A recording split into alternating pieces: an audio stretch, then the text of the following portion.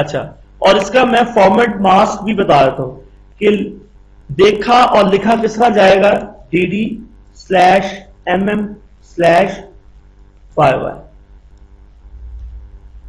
यानी कि लिखा भी इसी फॉर्मेट में जाएगा और देखा भी इसी फॉर्मेट में जाएगा।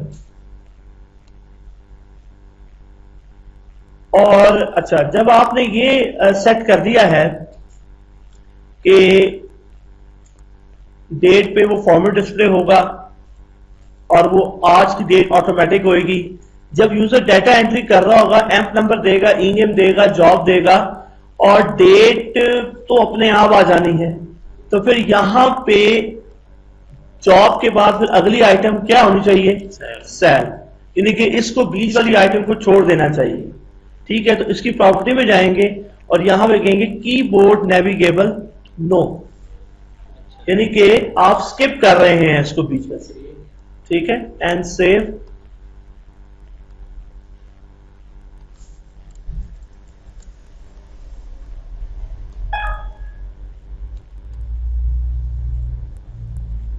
ठीक है जी, मैंने यहां पे नया एम्प्लॉय नंबर दिया।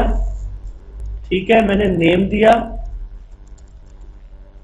जॉब दी, उसने उसको स्किप कर दिया है। अगर आप चेंज करना चाहते हैं तो कर सकते हैं, लेकिन इसी फॉर्मेट में रहते हुए, क्योंकि आपने फॉर्मेट मास्क वो दिया है।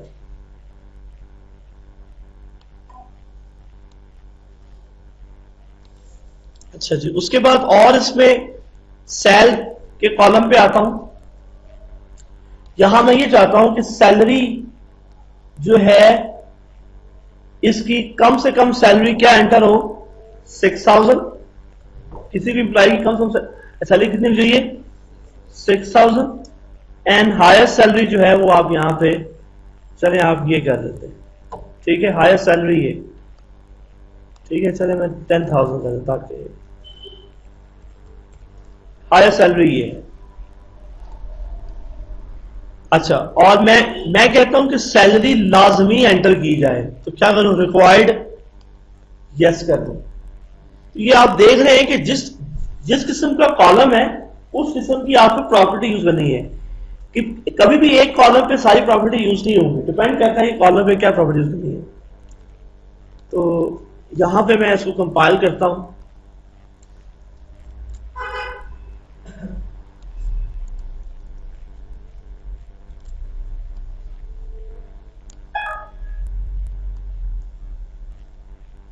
जी, मैंने भी प्रॉपर्टी क्या चेंज की है, मैंने रिक्वायर्ड यस कहा है और हाईएस्ट लोएस्ट वैल्यू, ये तो आपको पता ही है कि जो हाईएस्ट लोएस्ट वैल्यू जो है वो एंटर नहीं होगी। सपोज मैं यहां पे एंटर करता हूं दोबारा से 3000। हाँ जी, तो यहां पे क्या कह रहा है, must be range in 6000 to 9. पहले पढ़ी है, उनका कुछ नहीं हो सकता। नहीं, अगर इनको मॉडिफाई करोगे तब वो बोलेगा, अभी तो नए डेटा में इंप्लीमेंट होगा। अच्छा, ये भी तो आपको आइडिया हो गया है, टाइप। इसके अलावा एक और प्रॉपर्टी है सिंक्रोनाइज विद आइटम। ये क्या है,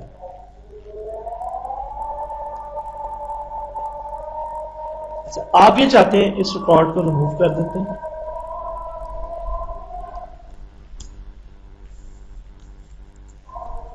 मुझे चेंज करनी पड़ेगी।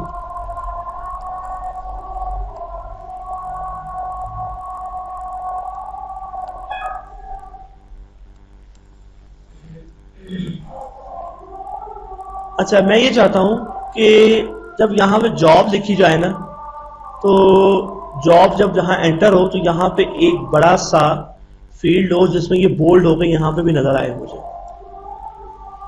जो मैं यहां पे लिखूं वो यहां पे फील्ड हो, वहां पे भी डिस्प्ले हो। यानी कि बाज़ दफा ये होता है कि हमारे पास जो यहाँ पे इस तरह जो वो आपके पास जो विड्थ है वो कम होती है, यहाँ पे आपको टेक्स्ट बॉक्स की जो विड्थ को कम आप करते लिए कहते हैं कि चलो मैं ऊपर इसका दिखा देता हूँ, मैसेज बॉक्स बन जाता है ना उसका। हाँ, तो यहाँ पे मैं उसको बड़ा सा, तो मैं यहाँ पे एक फील्ड ड्रॉ करूंगा।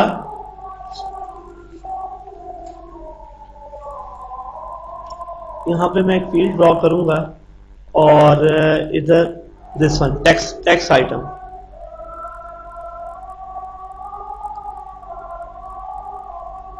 अब ये जो टेक्स्ट आइटम जो है, क्योंकि इस ब्लॉक की प्रॉपर्टी थी 6 आइटम्स, तो फिर आपको 6 इंस्टेंस दिखा रहा है। तो यहां पे क्या करें, नंबर ऑफ रिकॉर्ड इंस्टेंस 1 कर दें।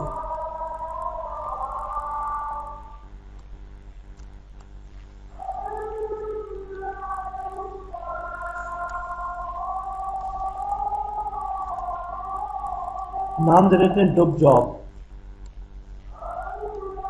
ठीक है, मैं चाहता हूं इसमें जो डेटा आए वो डेटा कहां से आए, जो जॉब में एंटर होगा वो डेटा इसमें आए। फिर मुझे इसकी लेंथ को 0 करना होगा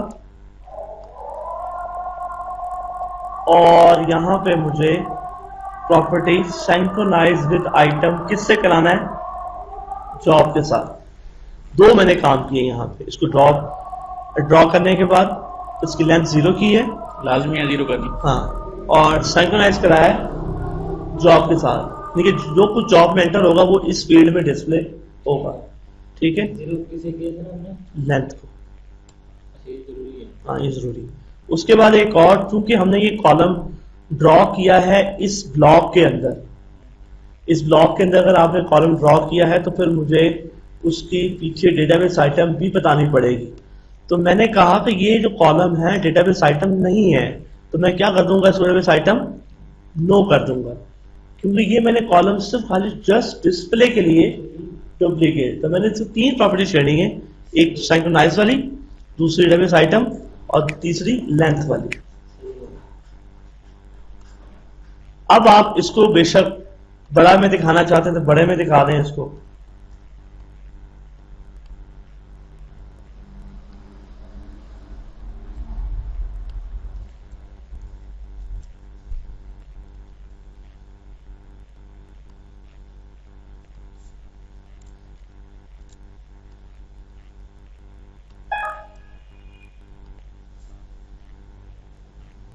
जी, एग्जीक्यूट क्यूरी किया तो देखें यहां पे, ये देखें, यानी कि अगर आपको नीचे वाले पोर्शन को बड़ा ऊपर दिखाना है तो ये भी एक तरीकाकार है। जब आप यहां पे कोई नया रिकॉर्ड एंटर करेंगे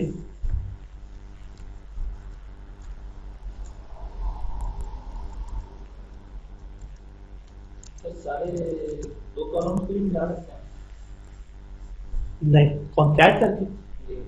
नहीं, फिर इन दोनों में मेरी इंफॉर्मेशन चाहिए नहीं। फिर दो अलग कॉलम ड्रॉ करना पड़ेगा इस तरह से। अगर आप चाहते हैं कि एक सेंटेंस करके शो हो तो फिर अप्रोग्रामेटिक है कोडिंग के थ्रू। अभी तक यहाँ पे हम कोडिंग कोई हाथ लगा रहे, जो कुछ कर रहे हैं उसके लेआउट और प्रॉपर्टी से खेल रहे हैं। ठीक है, तो अगर आपके पास प्रॉपर्टी ही सब कुछ समझ आ जाए, बड़ा कुछ आपका कोडिंग से बढ़ जाता है। आपको बहुत ज्यादा हमें प्रॉपर्टीज का पता नहीं होता तो हम वो वाला एरिया कोडिंग में ले जाते हैं। ठीक है, तो ऑरेकल कह रहे हैं जितनी प्रॉपर्टी है उसकी मैक्सिमम अवेल कर सकते करें इसको।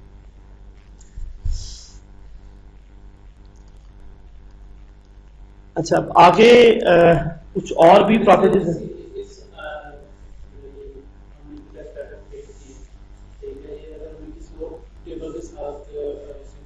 नहीं, उसी ब्लॉक के साथ होगा, उसी ब्लॉक, और वो आइटम भी उसी ब्लॉक में होनी चाहिए, फिर ही सिंक्रोनाइज्ड होगा। लिमिटेशन आ जाती है ना प्रॉपर्टीज में। अच्छा, इसके अलावा कुछ और भी हैं, जैसे एक हम यहाँ पे एक और कैनवस बनाते हैं जो कि अभी कोडिंग के थ्रू इम्प्लीमेंट होगा, लेकिन मैं कैनवस क्रिएट कर रहा हूँ जस्ट प्रॉपर्टीज की नीड को पूरा करने के लिए। एक लॉगिन के नाम से मैं बना रहा हूँ कैनवस। ठीक है, एक लॉगिन CMD के नाम से बना रहा हूँ कैनवस। ठीक है, इसमें मैंने क्या लिया जी,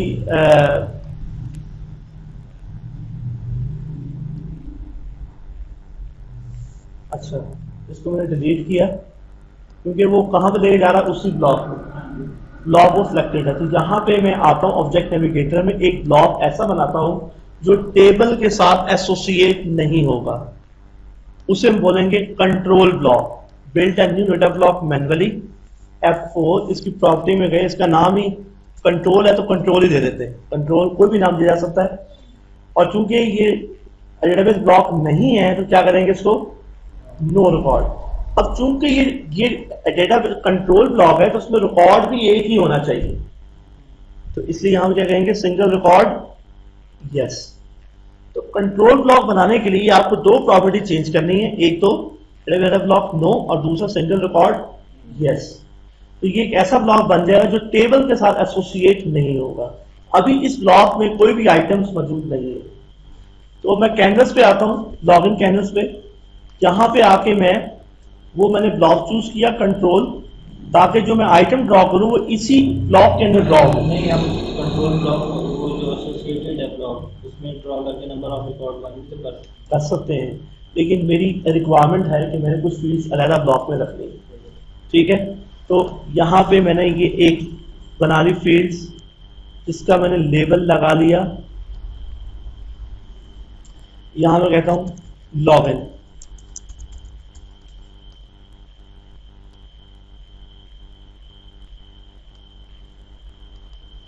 इसका बटन लॉगिन नाम दे दिया, लॉगिन टेक्स्ट, ठीक है जी। अच्छा, इसमें लॉगिन लिखा जाएगा तो इसका ऑफ कोर्स इसका पासवर्ड भी करैक्टर, जो उसका यूजर नेम होगा वो क्या होगा, जो है करैक्टर में होगा। और अब यहां पे मुझे बताएं, ये प्रॉपर्टी नो करने की जरूरत है? नहीं, उसकी वजह ये है कि User ये name जो आ आइटम सकता है। है ये उस ब्लॉक को बिलोंग करती है जो इटसेल्फ ब्लॉक जो है कंट्रोल ब्लॉक है। तो कंट्रोल ब्लॉक में जितनी भी आइटम बनाई जाएंगी वो ये प्रॉपर्टी इफेक्ट नहीं करेगी, ठीक है। नो रखें इसको, ठीक है। उसके बाद इसी को कंट्रोल सी कंट्रोल वी, अगला क्या होगा इसका, पासवर्ड।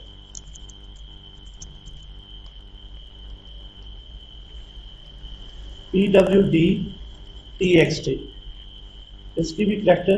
अच्छा, जो पासवर्ड लिखा जाता है वो हाइड स्टार स्टार लिखा जाता है, तो उसकी एक प्रॉपर्टी होती है कंसील प्रॉपर्टी यस कहनी है, जो लिखेंगे वो नजर नहीं आएगा।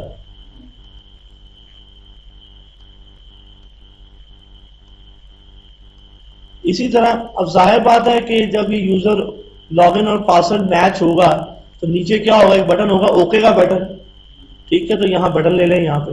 तो ये जो ऐसी आइटम जिनका ताल्लुक डेटाबेस के साथ नहीं है तो उनको कहां रखें, कंट्रोल ब्लॉक। तो जैसे बटन भी जो है इसका ताल्लुक डेटाबेस के साथ तो नहीं है ना, ये जस्ट एक्शन परफॉर्म करेगा। तो यहां मैंने रखा F4 और मैंने यहां कह दिया ओके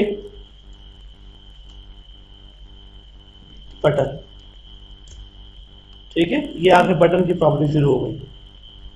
पहले टेक्स्ट आइटम की प्रॉपर्टी थी, अब शुरू हो गई किसकी, बटन की प्रॉपर्टी। बटन की प्रॉपर्टी, इस पे लेबल आप लगा देते हैं ओके का।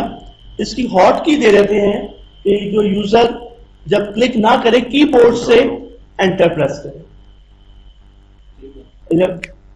अगर वो उसने यूजर दिया, पासवर्ड दिया, एंटर नहीं किया